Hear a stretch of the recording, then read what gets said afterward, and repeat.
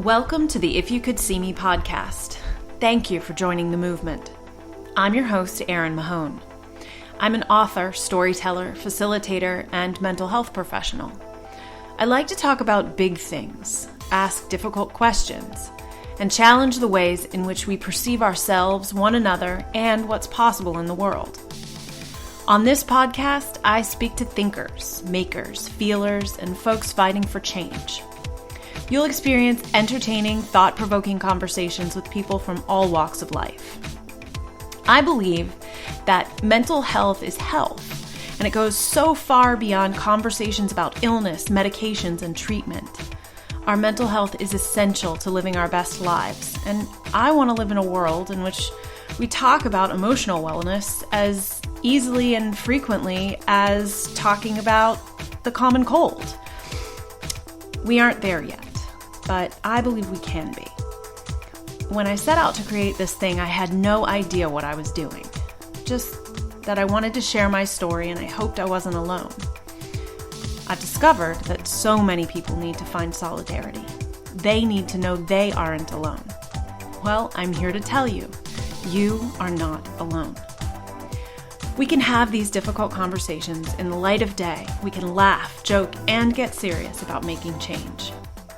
I've tried to create multiple entry points within this movement, and I hope you will take some time to check out all of our resources and consider sharing your story on our website, ifyoucouldseeme.com.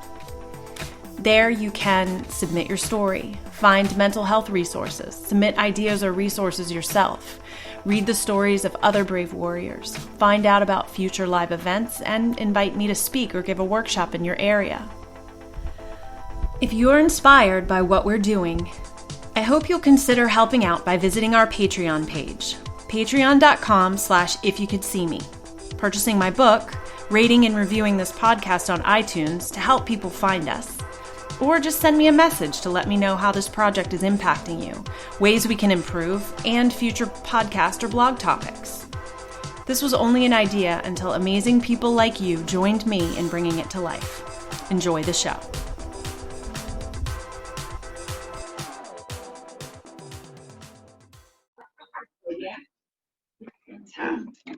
All right. Welcome to our ReStory Showcase. I'm so excited for you guys to finally get to share your stories with the world. I think I know most everybody in the room, but somebody come in. The more the merrier. That's what we get for not. Hi. Oh, come in. I know. Sally, this is the Ann. The And her daughter Sarah. The Ann. Yes. Oh, wonderful. Welcome, Anne. Oh, here she is. And my brother. And my nephew. The Anne. Hi. My nephew.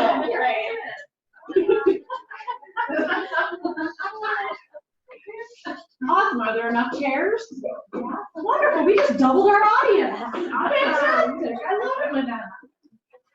So my name is Erin Mahone, and I am the creator of the ReStory class here at Life in 10 Minutes. I am, however, not the creator of storytelling. That is a thing that is the oldest thing. It is the oldest form of art, and it is a practice that has changed my life. And I told the ladies the other morning at class that everybody knows who Nora Ephron is, right?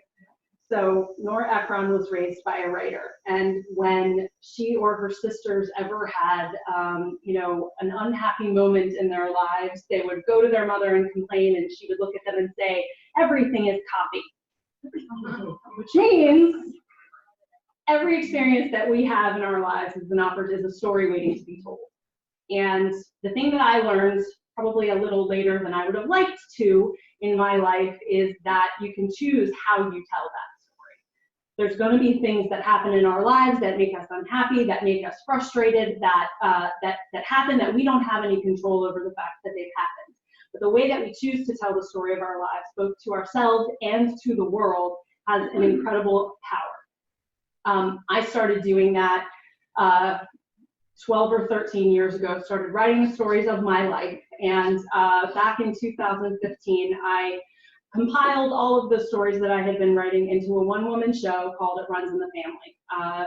Songs and stories about my life and my family, many members of which lived with mental illness. And I learned how to love them and respect them and appreciate where I came from through the process of learning how to tell those stories.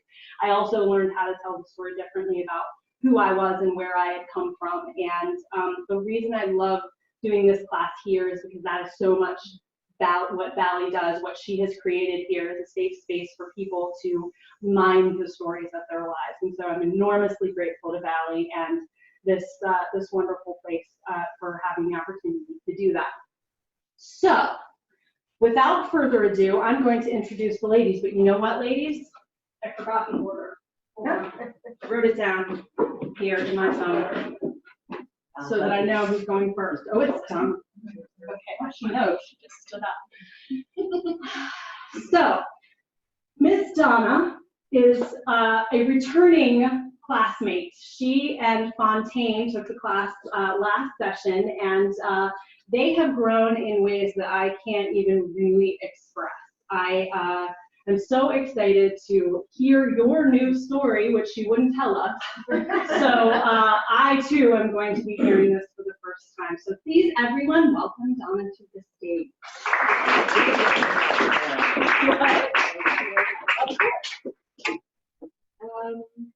The story of good and evil. The turmoil had been brewing for about a year. Fervor increasing with each passing day. Picture this room. A convergence of oppositional forces, good versus evil. Those four on one side, those against on another. In the middle, those without a zealot's interest, just trying to make sense of the madness. Back of the room, two sheriff's deputies stood motionless, stoic.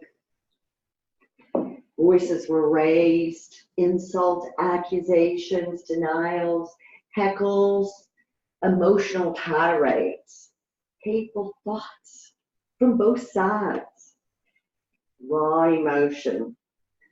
At times, both men and women were restrained. Families were against themselves, best friends against each other. The stress was palatable and the perspiration was flowing. It was nonsensical, ungovernable, chaos, and we were at church.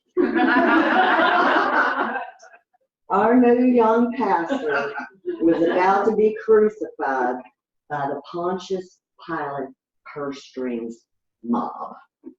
This, all because he was a good and genuine Christian. He worked hard to pursue those values.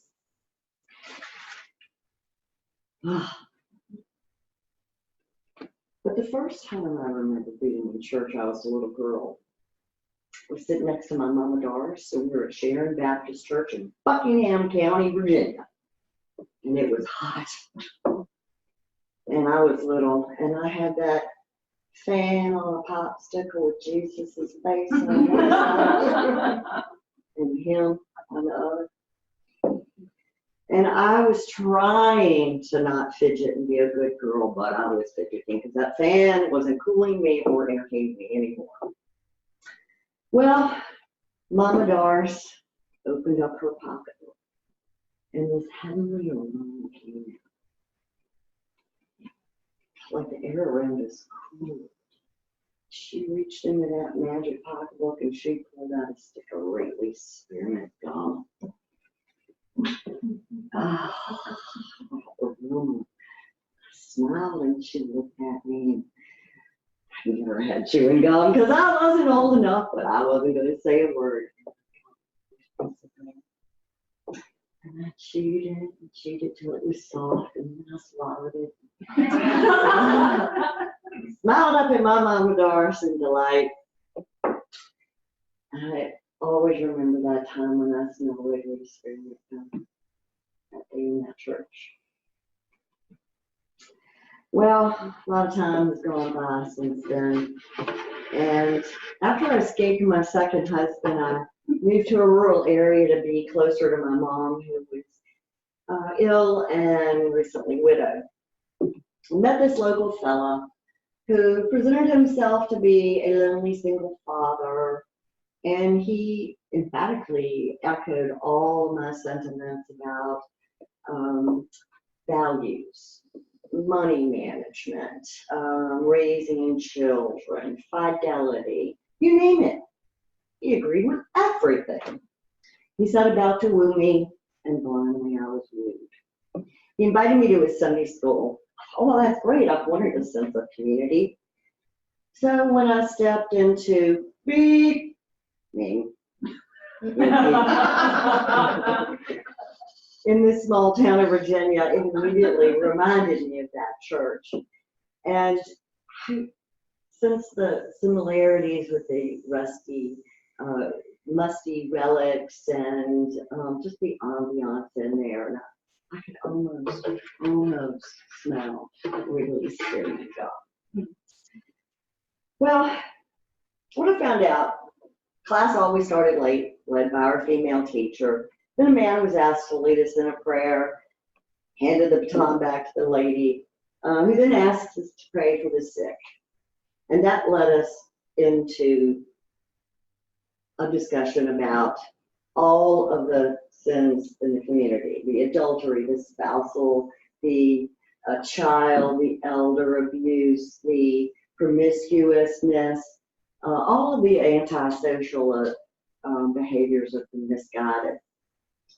When time was almost up, we'd start our verses and rush through them really quickly.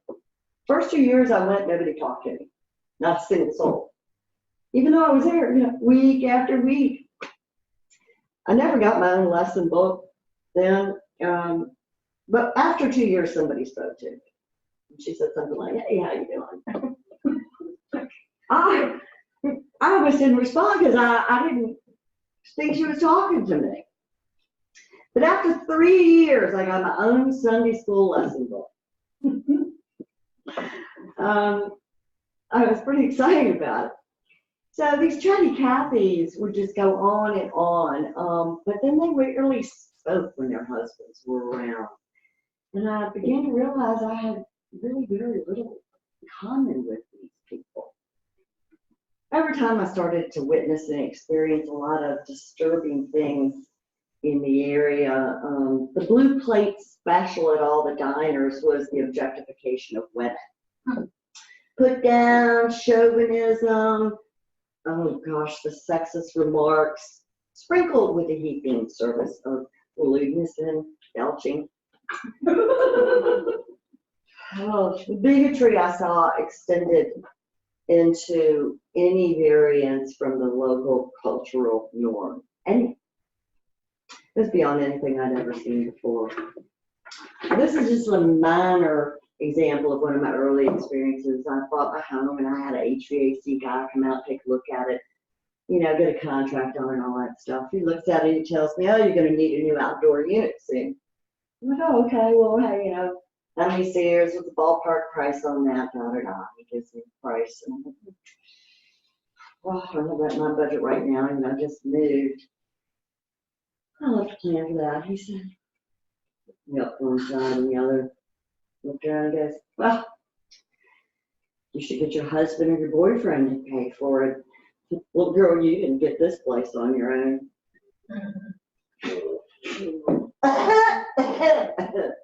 Jaw dropped, gob smacked.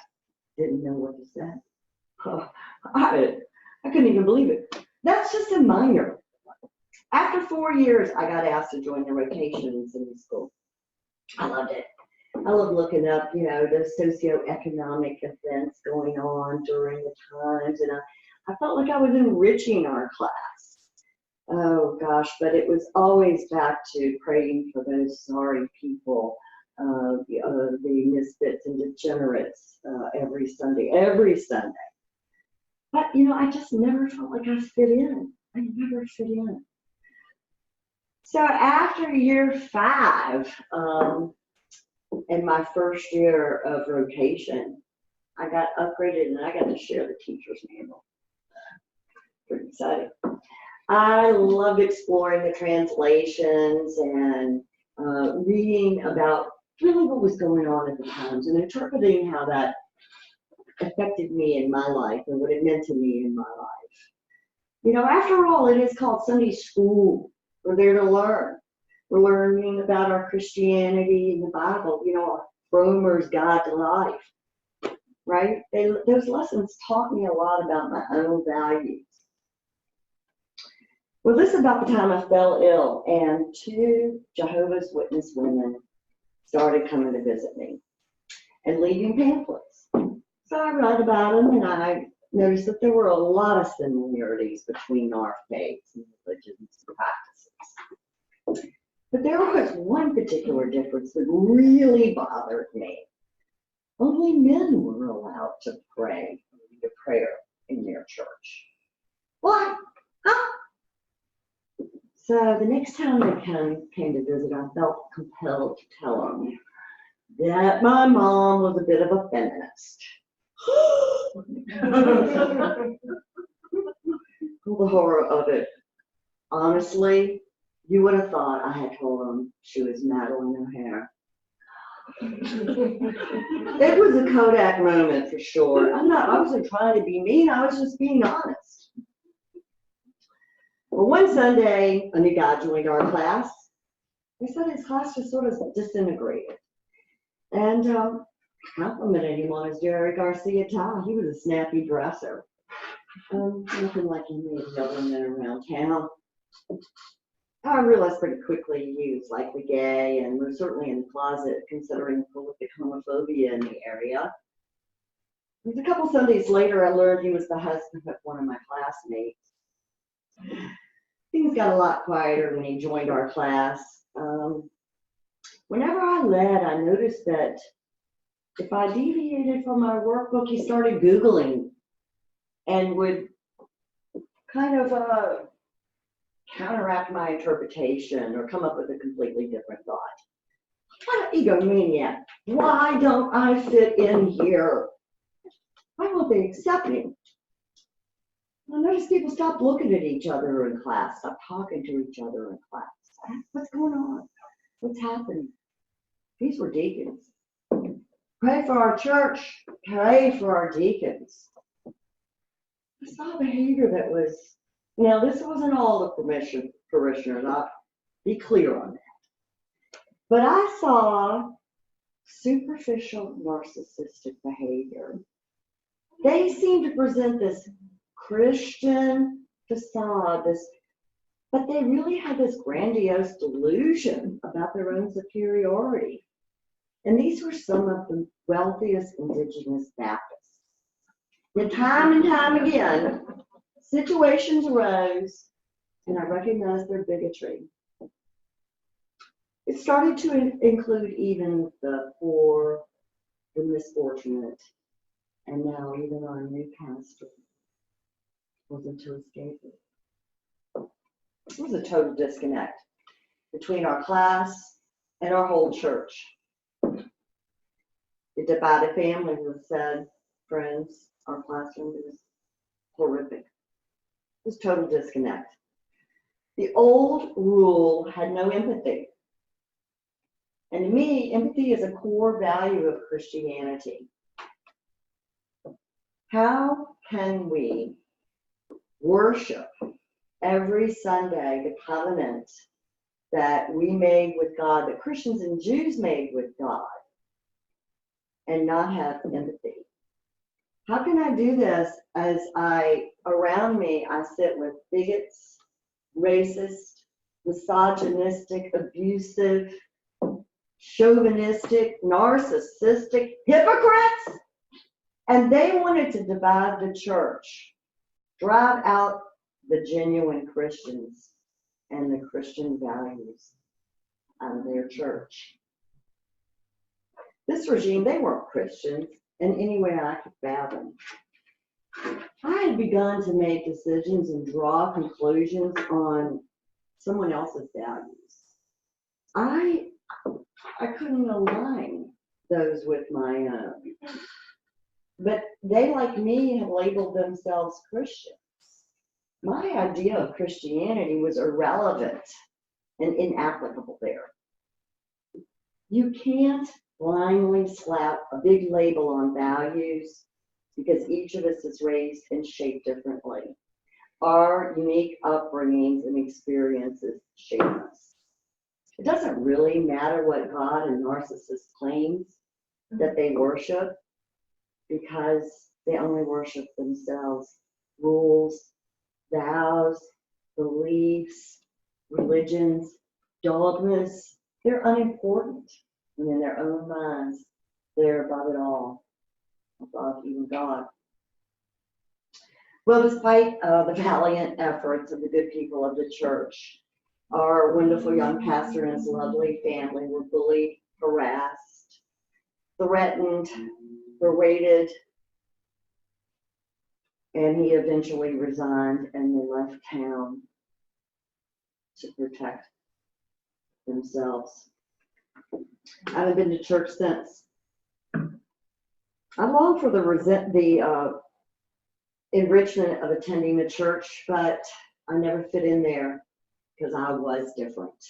Thank God. No evil, whatever form it takes, whether it's the desire to fit in or anything else, will ever change me, my values, and my belief in God and my right to worship.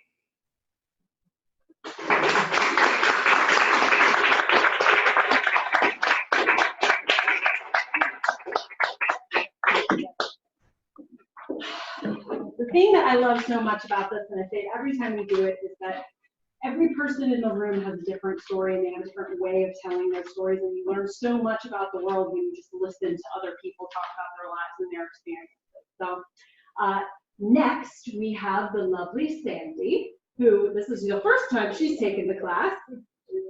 The lovely Sandy. You are a lovely human being.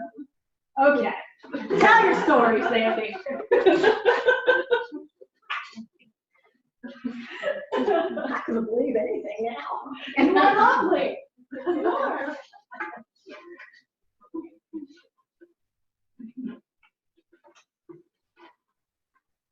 My good side.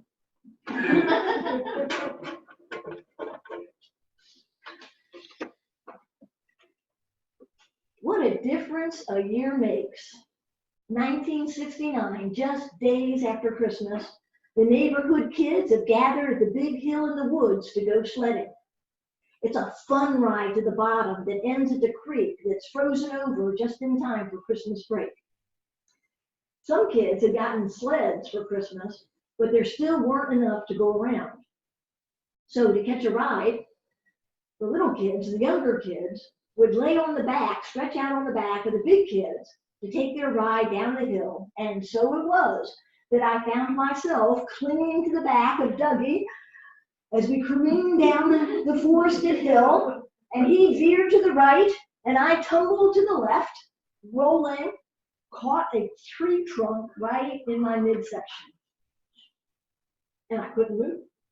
And I gasped for breath. The other kids hollered down the hill to my brother Preston, who had just finished a nice long ride. And I was slowly catching my breath as he arrived. Preston was 17 and he was in charge. So my sister Janet was dispatched to trudge up the rest of the hill, then up the road to get my parents, because I still wasn't moving. I hope Preston said things like, "Are you okay? Does it hurt?" But all I remember him saying was, "Will you please keep your eyes open so I don't have to keep asking you if you're alive or not?"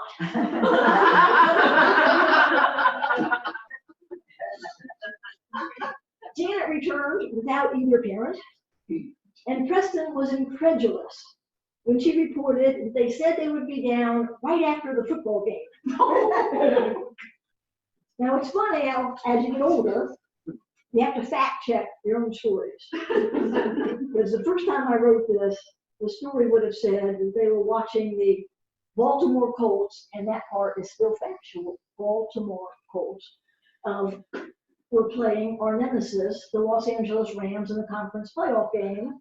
But it turns out, no, the Colts did not even make it to the playoffs that year, while I laid in the snowbank in Louisville. My parents were watching some other teams that we don't even root for.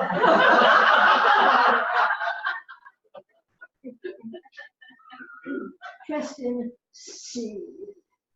Did you tell them that she's hurt? Eventually, the parents showed up. Janet reportedly had not told them that it was an emergency. They strapped me to a sled, hauled me up out of the woods, gingerly laid me in the back of the station wagon. All the while, Dad was saying, probably just a couple broken ribs, they'll tape you up, everything's gonna be fine. Well, the emergency room doc didn't even think anything was broken as he leaned over me, poking at my side, ignoring my claim that I feel pretty nauseous. I vomited all over his white coat, and then I rolled to my good side and I vomited all over his fancy brown shoes. And I was quickly admitted without being taped up. But I was sent up to the children's wing for observation. Now, I don't know what they were interested in observing, but apparently it was not my eating habits, because they stuck an IV in my arm and said, no food or water. I throw up on the doc's shoes and I go to prison. I'm 12 years old. They're sending me to the children's wing, where I shared a room with a 5-year-old who wailed all night long just because I threw up on the doc's shoes. When I woke the next morning, both of my parents were sitting at my bedside.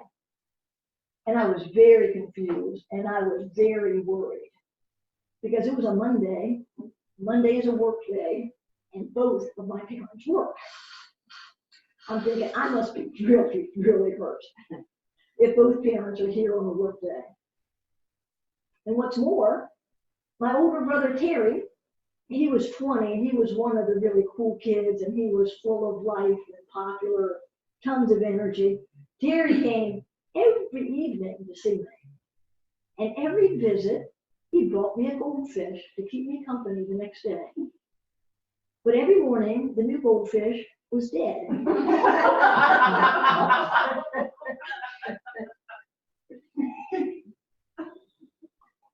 Nobody told me he was dying.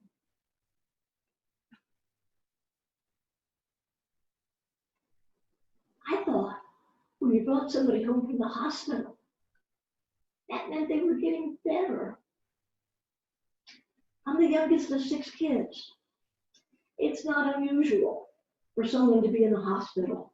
Cracked ribs, teeth crushed in, head split open. When they brought Terry home,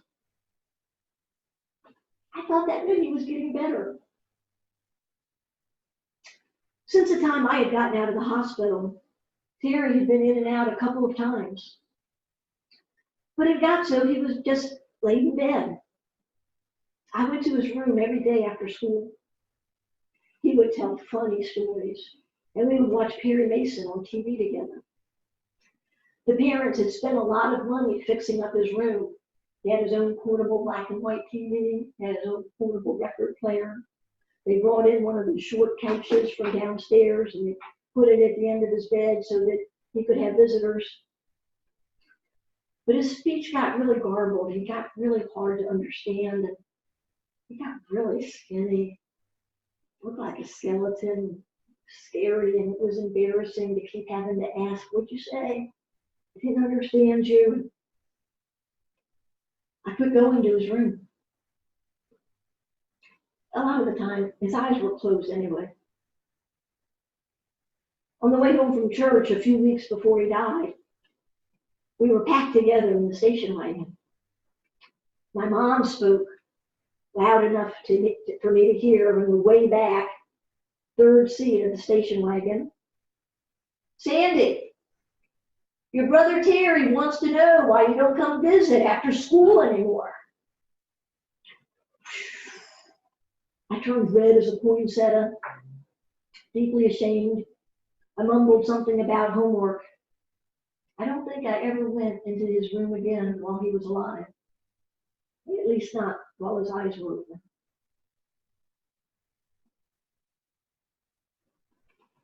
I thought when he brought someone home from the hospital, that meant they were getting better. At the memorial service, I thought there'd be a casket, pallbearers, a hearse. Instead, there was an Advent candle, a pink Advent candle, and the pastor lit it at the end of the service. It's the candle of joy. I was very confused. Nobody said anything about anything before we got there. We sat uncomfortably in front seat pews, went home when it was over. No visitors, no reception, no talking. He died on a Thursday. They sent me to school on a Friday. The service was on Saturday. A few days after Terry died, I noticed my dad sitting on the couch in Terry's room. I came in and sat with him, still trying to figure out how Terry could have died, and I didn't see it coming. I read Love Story, the most popular bereavement memoir of the day. It wasn't like I was unaware that people can die young. The Vietnam War was still going strong. Every day, the morning news announced the previous day's body count. I had 4 older brothers. My dad worked on an army base. People die, but I never saw it coming. I sat in the room with my dad in silence for a while, and then tentatively asked, "What do you think we'll do with this room?" Just trying to get a conversation going. But I was aghast as the question hung in the air. It sounded like I was vying to get my own bedroom. I prepared for a harsh rebuff. Dad had been really irritated weeks earlier when Janet had questioned out loud why Terry was getting all these special privileges and gifts. But instead of a rebuff, in an act of graciousness, I will always appreciate, he said softly, "I thought we would just leave the room the way it is for a while and remember the boy who used to live here." He wasn't mad. I could tell he was sad, but I really wished he'd talked a little more. But the parents had never said much of anything about Terry's illness or prognosis or death. One of them always stayed up all night in case he needed something or in case there was an emergency.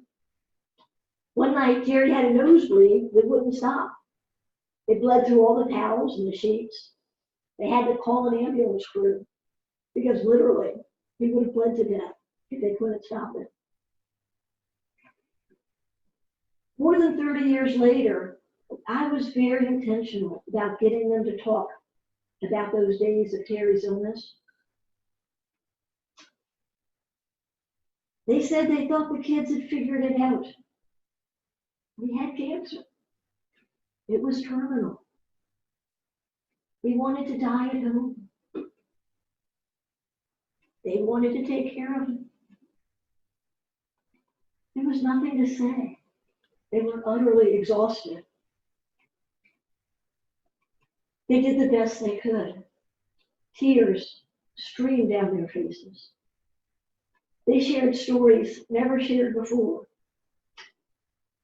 I wish they had talked a little bit more.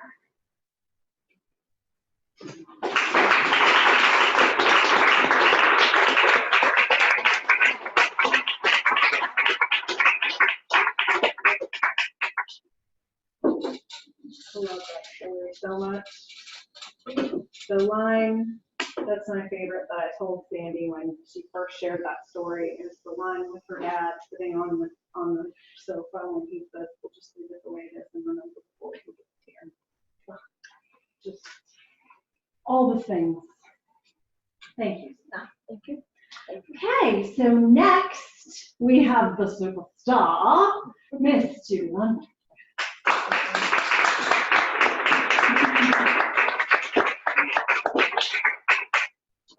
And now to something completely different.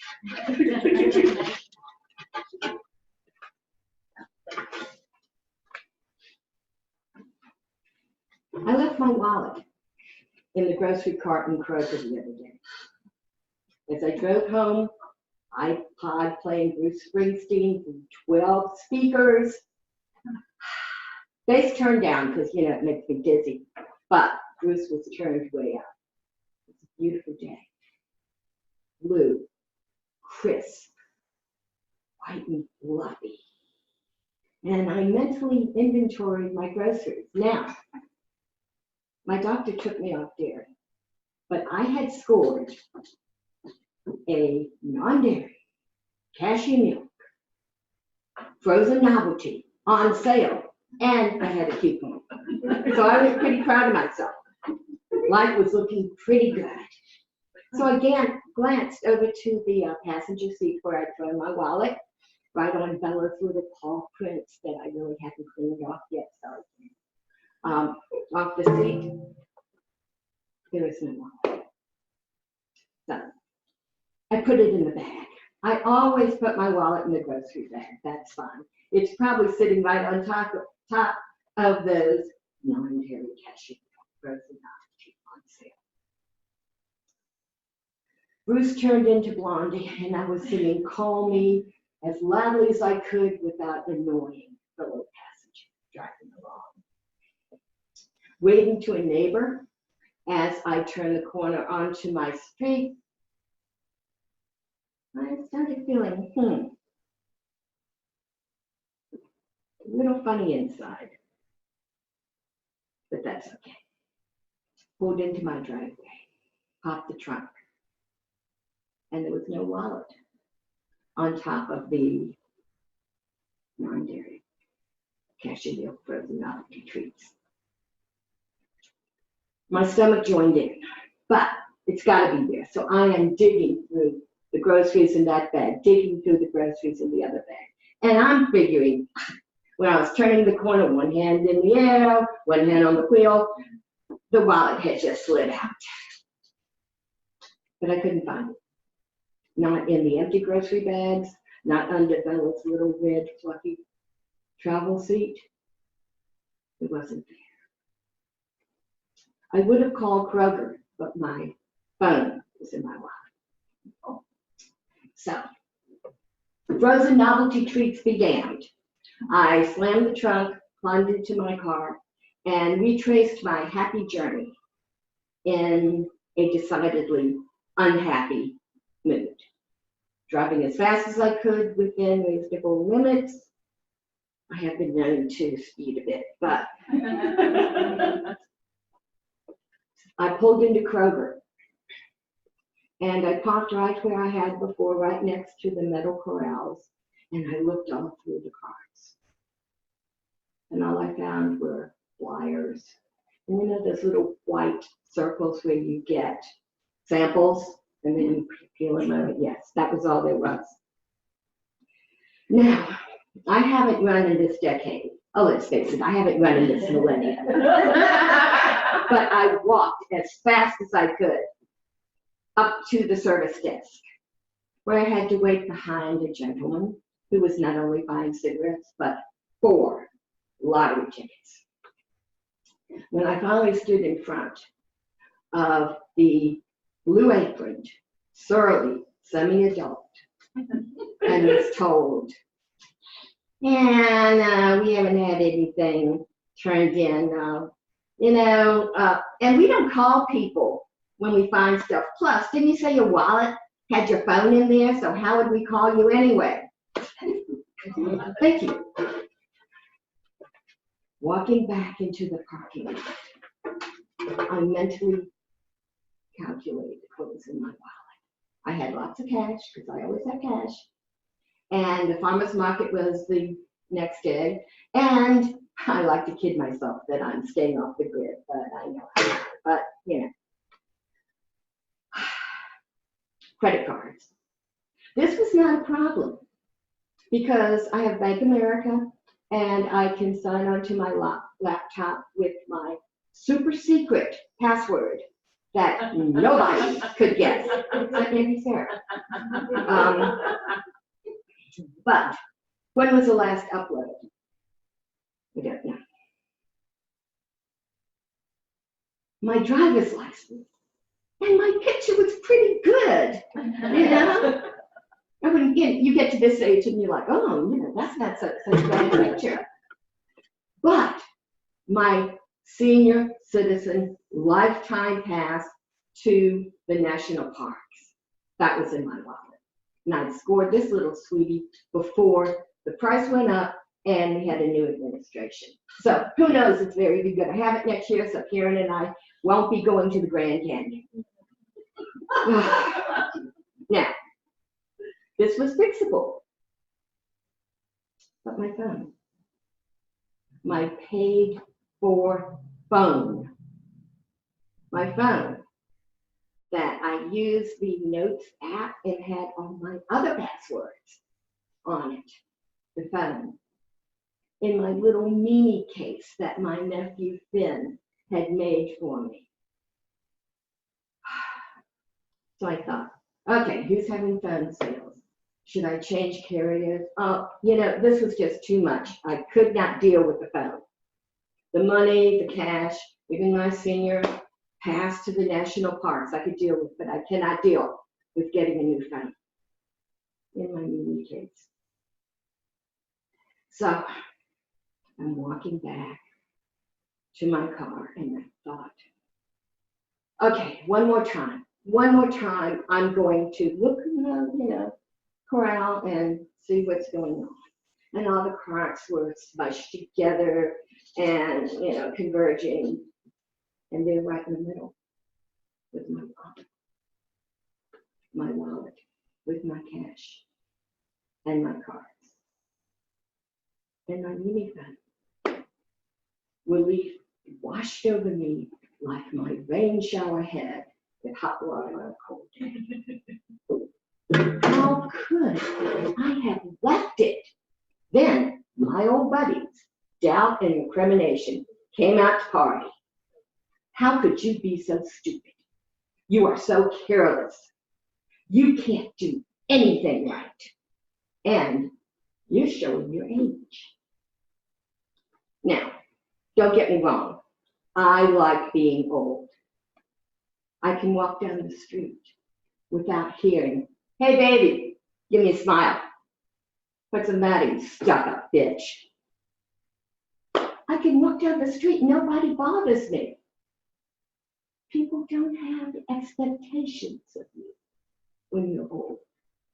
It's not, oh, you should have, would have, could have. It's just what it is. I often say, I'm in the sweet spot of aging. I'm old enough to have a past and young enough to still remember it.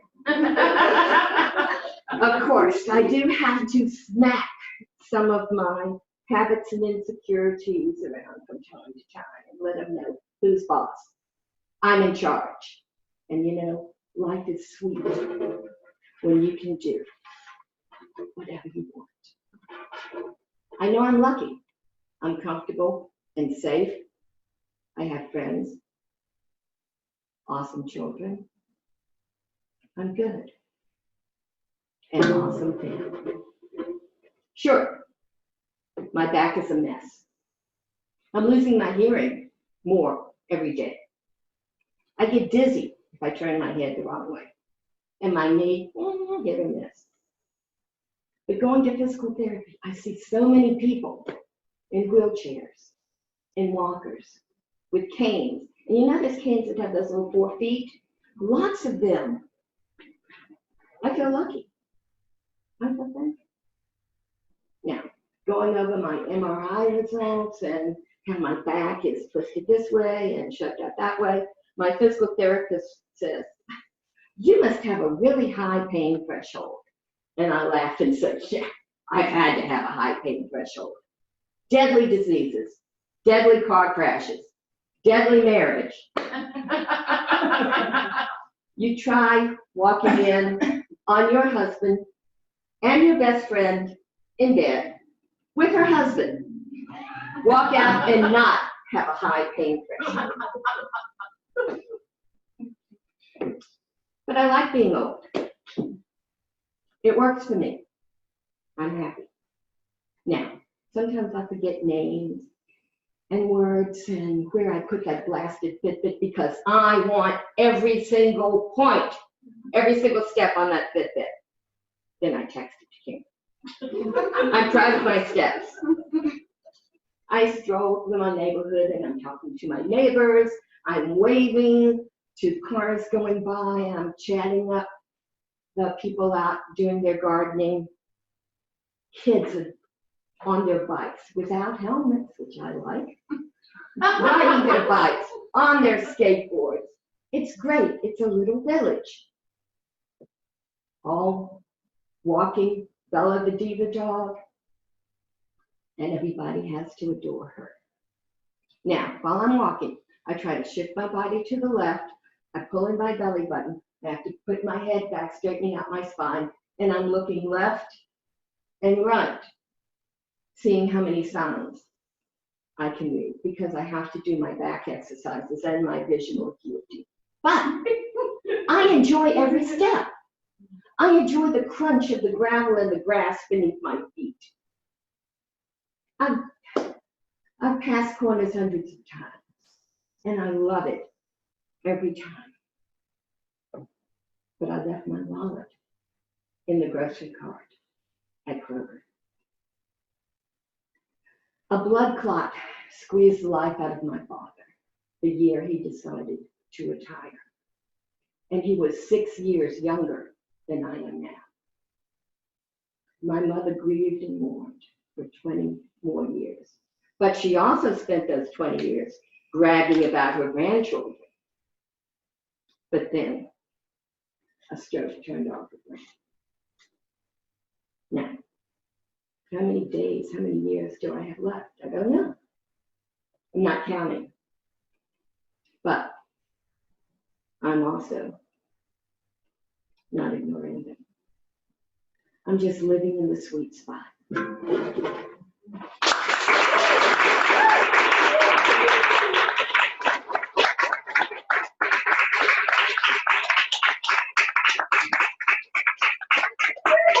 Purple. It wasn't purple on Monday. No, it's usually I knew that. She's a blue-haired old lady. She's a blue-haired old lady. She's not an old lady, that's for sure. The thing that you can be old without being an old lady, right? You're not old is good. So, the thing that I love is that, you know, we can find meaning in every single aspect of our lives. Sandy's story is so beautiful and it's so big and it's all encompassing because it's, you know, it's her brother and it's her family. But I love the fact that we can also find so much meaning in losing our wallet or leaving our wallet in a shopping cart. And that's the magic of this process for me, is that you can find that magic anywhere. So, and I love it, and it's very wonderful. Next to the stage, two more ladies left. It was a short little evening here. Miss Fontaine Williams.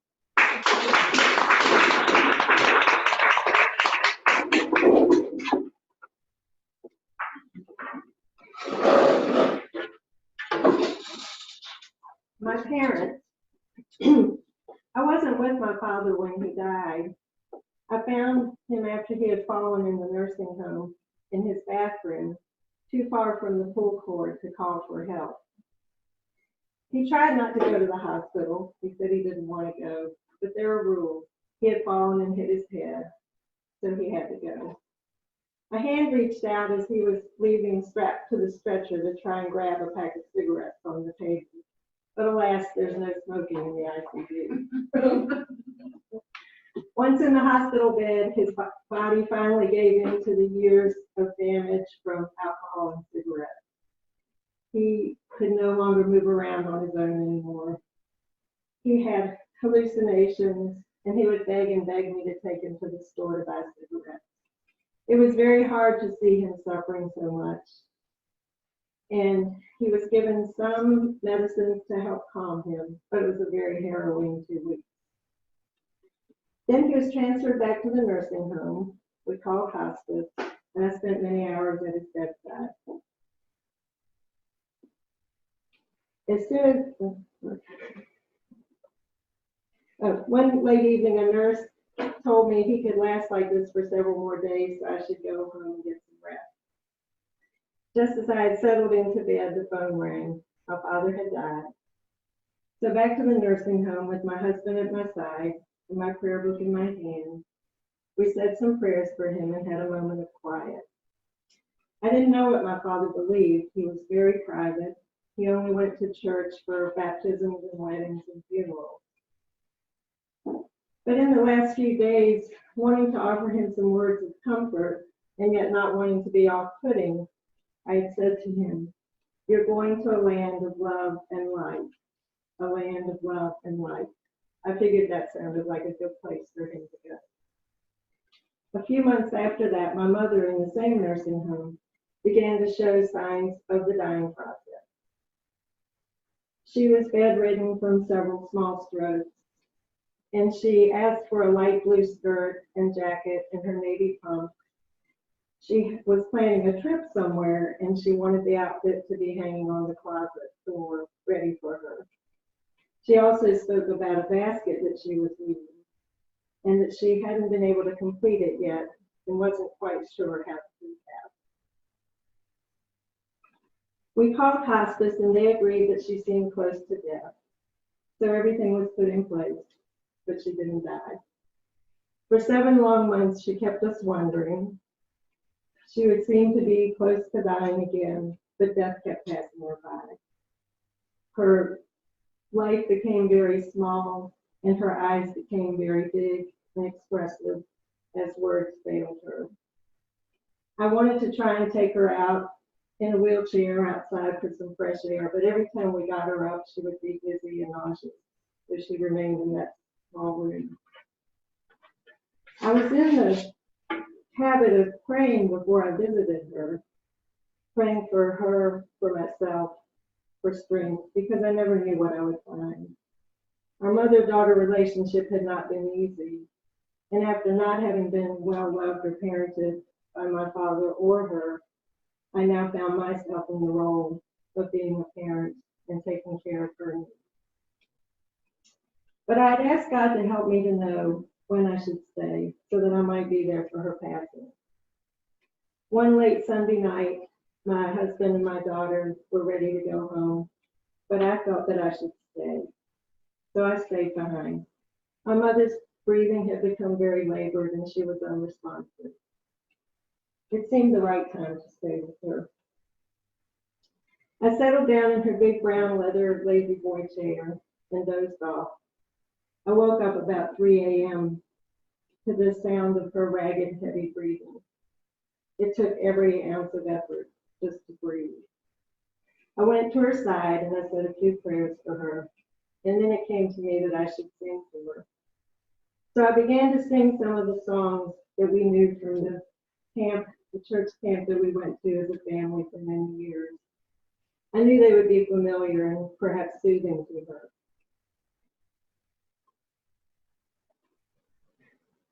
As I sang, she seemed to be listening. Her breathing became a little less labored, and a stillness came over the room. I continued singing hymns that I knew by heart. After about 20 minutes, her breathing got even slower and calmer and quieter. As I was singing, "Great is thy faithfulness," she took a final breath and then no more. It seemed that her spirit just lifted up and out of the room very peacefully, and then she was gone. Great is thy faithfulness, O God my Father. There is no shadow of turning with thee.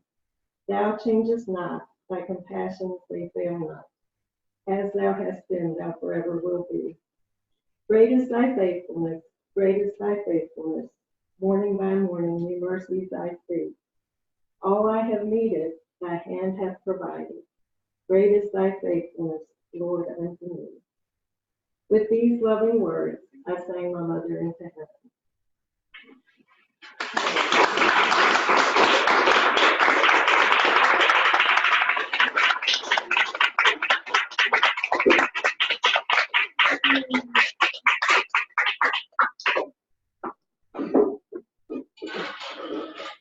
There are things in the world that people don't talk about, and death is one of those. And Fontaine writes about death in such an incredibly beautiful, compassionate, loving, warm, wonderful way. It is a gift, and I thank you for sharing. So, last but certainly not least, the lovely Deb.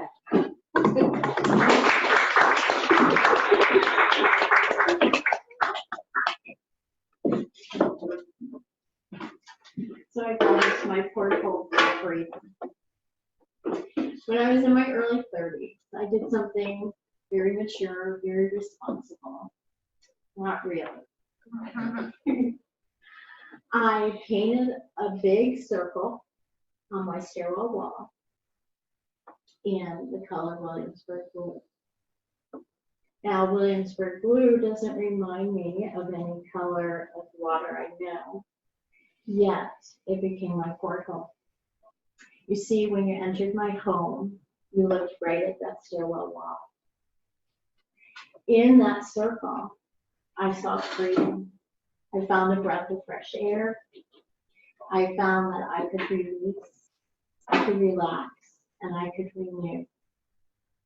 My excuse to my husband and to others for me painting that circle on the wall was so that I could get a feel for how that color changed with the different, as the sunlight moves through the room.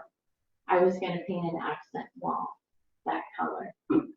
Well, sounds like a great reason, plausible reason, except for that stairwell wall was west facing. My accent wall was north facing. Totally different light. Wasn't going to work.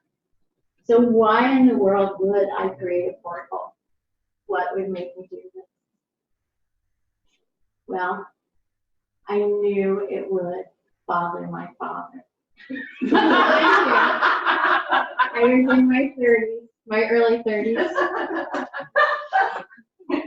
It wasn't going to only bother him, it was actually going to make him crazy.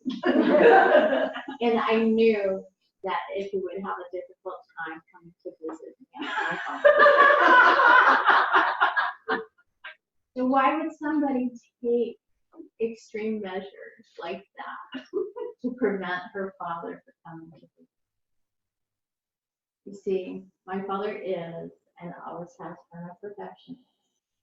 Whenever he came to visit, the house had to be spotless.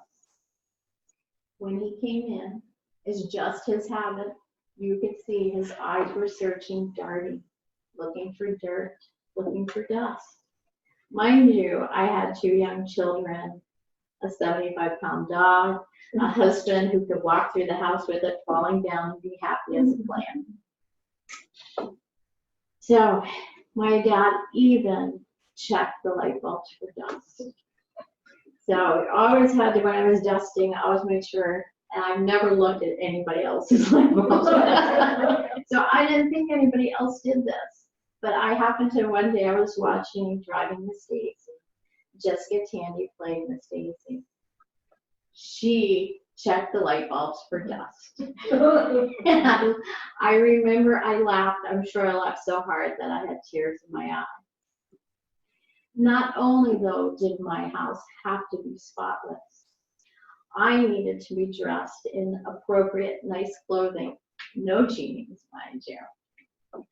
Hair done, makeup on, serving a fabulous meal. Also, don't ever forget to make the fresh iced tea. My dad loved fresh iced tea, and it didn't matter what time of the year, fresh iced tea had to be on the menu at my house. So I found this very stressful, and I could not be married to my father's vision of that picture perfect life. At that point, I had a full life. I was working, volunteering, coaching. I was a mom and a wife. I really wanted to spend more time with my family. So I had to paint that circle there. I needed to be able to feel comfortable enough to take time away from caring for the yard and the home and be able to enjoy myself spending time with my family. So that's why I took the extreme measures. And painting that circle. I'll just share a few memories that we created. We had many memories, some happy, some sad, as all families do, but they were well worth giving up a clean house so that I could spend time with my family. When the kids were little, my husband and I, we loved doing outdoor things. So we started taking them on bike rides. We would go up to Mount Vernon, and we'd ride from Mount Vernon into Alexandria or sometime into DC. And it was quite hilly. I can remember, I can still see, I didn't have to close my eyes. I picture my little Allison pumping her legs, pedaling her bike as fast as she could. She had a regular bike, no gears, and she never complained. She was so cute. She'd go, I can do it, I can do it. And then her older brother, Patrick, God love him, he complained the whole time, and he had a 10-speed, so he could adjust, but he never did. And then the summers that we would take our summer field trips to historic sites, and I would just go ahead and go along with the costume docents and fall right into that time period and ask silly questions, and the kids would be so embarrassed, like, Mom, why do you have to do that? Well, I had to do that because that's what a mom's supposed to do, is embarrass her children.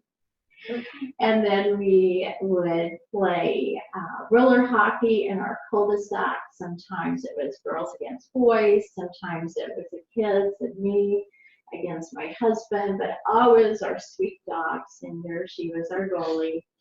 And sometimes she would run off with the ball, and one of us would have to be running through the grass in our rollerblades, chasing after her to get that ball back. So we had lots of great laughs, but one of my favorite stories was when we took our children skiing at Blue Knob Mountain in Pennsylvania. So Blue Knob is an upside down mountain. The lodge is at the top. Most ski resorts, the lodge is at the bottom of the mountain. So one morning, Allison and I skied together. Patrick and Will skied together. And we had decided that we would meet at lunch at the lodge. So Allison and I, we were having a great time skiing. And I looked at my watch, it was almost lunchtime. And we were at Mid-Mountain. They actually had a lift stop at Mid-Mountain.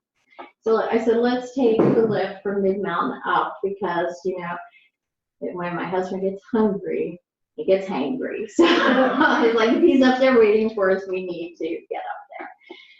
So Allison and I, we wait for our turn. We ski up to the little platform to wait for the chair. The chair comes. I sit down. We're going up the mountain. I turn and look right. Oh my God, it's empty. There's no Allison. So I turn around and look, and I see she's face planted in the snow at the platform. She was only 6 at the time and very tiny. So it turns out that she was too short to get on the chair, and it hit her and knocked her over. So what I did, the chair is still moving, and what any mother would do, I'm not going to leave my child behind at Mid-Mountain. She's only 6, and oh my gosh, I can't go. So what did I do? I jumped off the chair. It was only 4 or 5 feet in the air, so no problem. Until once I landed face first in the snow, I remembered 11 months earlier, I had broken my leg skiing. I had been in a long leg cast for 13 weeks, a walking cast for 3, and a boot for 7 weeks.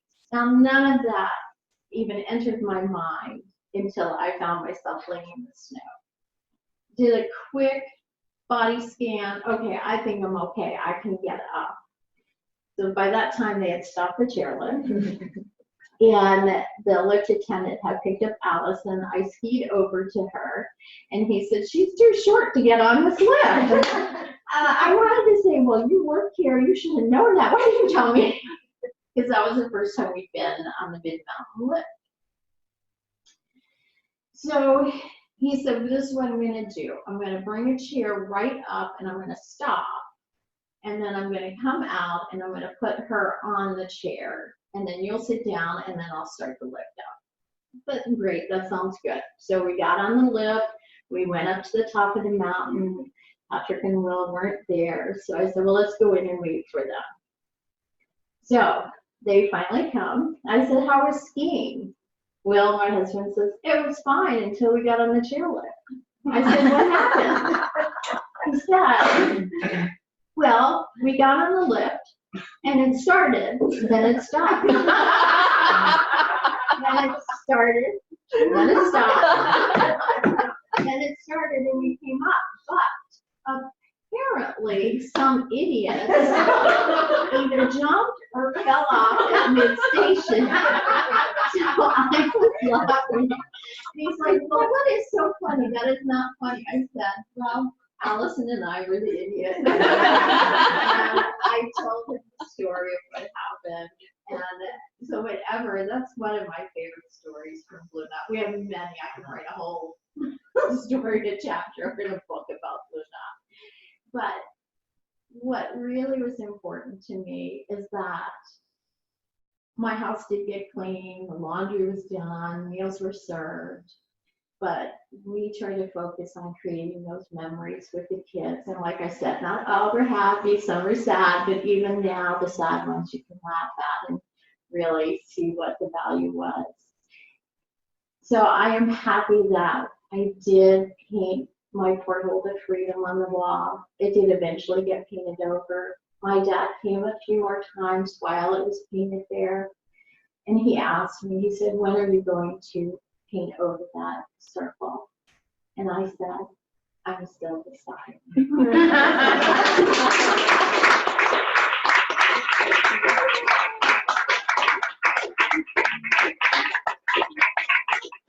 Well, aren't you so glad you came?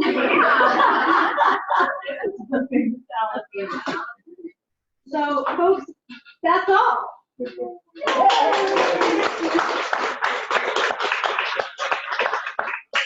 such a wonderful experience. We do such good work, but really the big thing is that I feel like I leave with a bunch of new friends at the end. I know so much about these ladies. They do so much mining of their hearts and their minds, and they're so wonderful and supportive of one another that it really is a fantastic experience. We are going to do a new class.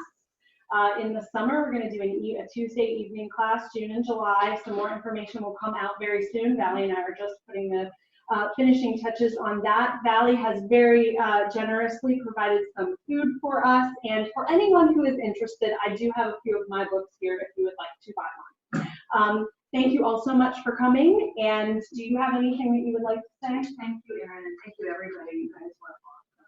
Thanks for a wonderful night. Thank you. Y'all join your people.